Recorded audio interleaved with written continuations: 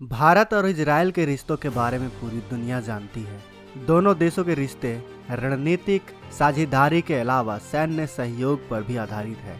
इसी सहयोग के तहत भारतीय सेना को पिछले दिनों इजरायली हेरॉन ड्रोन हासिल हुए हैं। इन ड्रोन को सेना ने तिब्बत से सटी और चीन के साथ लगी वास्तविक नियंत्रण रेखा यानी LAC पर तैनात भी कर दिया है। हेरॉन ड्रोन को ड्रोन टेक्नोलॉजी का लीडर माना जाता है। जो ड्रोन भारतीय सेना के पास हैं वो हेरॉन 1 का एडवांस्ड वर्जन है। सेना ने इसकी 4 यूनिट का ऑर्डर दिया है। इस ड्रोन को विशेषज्ञ अमेरिका के MQ-9B ड्रोन से कहीं ज्यादा बेहतर करार देते हैं। टेस्ट में भी हेरॉन अमेरिकी ड्रोन से बेहतर साबित हुआ है। तो आज हम इस वीडियो में भारत के इसी ड्रोन की ताकत की बात करेंगे। हम जानेंगे कि आखिर यह ड्रोन अमेरिका के MQ-9B ड्रोन से भी कैसे खतरनाक है। वीडियो के आखिर तक बने रहें। आइए पहले हम अमेरिका के MQ-9B ड्रोन के बारे में जानते हैं, ताकि हम यह फैसला कर सकें कि अमेरिका का MQ-9B ज़्यादा खतरनाक है या भारत का हेरॉन ड्रोन। MQ-9B वही ड्रोन है जिसका प्रयोग कर अमेरिका ने जुलाई में अलकायदा सरगना अयमान अल जवाहिरी को मारने के लिए किया था। भारत ने अमेरिका के साथ इस ड्रोन के लिए $3 अरब यानी करीब 22,000 करोड़ की डील की है। इस डील के साथ भारत 30 ड्रोन खरीदने वाला है। जो खबरें पिछले दिनों आई थी उसके मुताबिक इस ड्रोन की डील अपने अंतिम चरण में है और जल्द ही नतीजों पर पहुंच सकती है। साल 2021 में रक्षा खरीद परिषद की तरफ से भारतीय सेना, वायुसेना और नौसेना के लिए इन ड्रोन की खरीद को मंजूरी दी गई थी। हालांकि कुछ रिपोर्ट में यह भी कहा गया था कि इस डील को कैंसिल कर दिया गया है। बाद में यह कहा गया कि डील कैंसिल नहीं हुई है बल्कि उसे होल्ड पर रखा गया है। MQ-9 ड्रोन, जिसे प्रीडेटर ड्रोन भी कहते हैं, उसके आने के बाद भारत चीन पर मनोवैज्ञानिक दबाव बनाने में सफल हो सकेगा, क्योंकि यह ड्रोन किसी भी स्थिति में कहीं भी उड़ सकता है। इसके पास कमर्शियल एयरस्पेस में उड़ने तक का अधिकार है। जमीन से यह 15 किलोमीटर की ऊंचाई पर उड़ सकता है। इसकी अधिकतम स्पीड 400 किलोमीटर प्रति घंटे की है। अगर इसकी फ्यूल स्टोरेज क्षमता की बात करें तो यह 35 घंटे की है।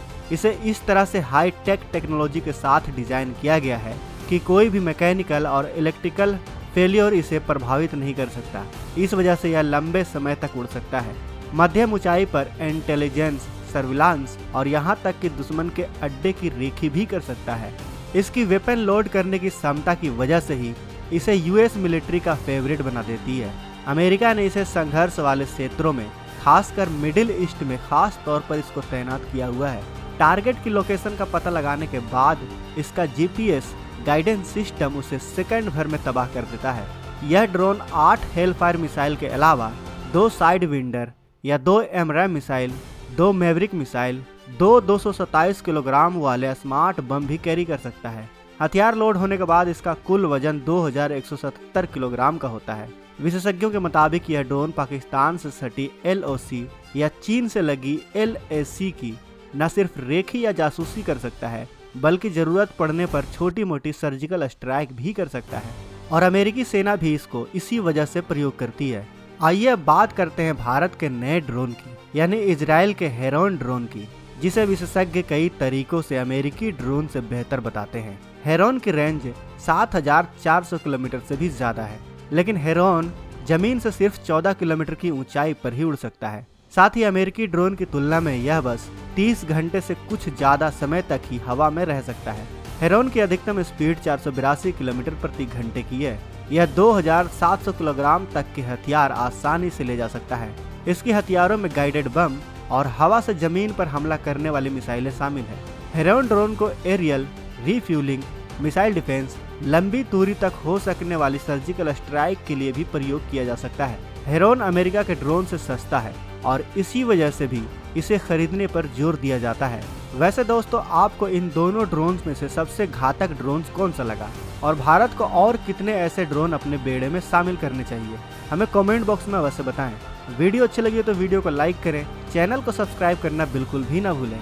चैनल को सब्सक्राइब करना बिल्कुल फ्री होता है। दोस्तों, अगर आपको ये वीडियो पसंद आए तो वीडियो को लाइक करें, सब्सक्राइब करें और इस घंटे को बजाय ऑल प्रेस करें हमारी वीडियो सबसे पहले देखने के लिए।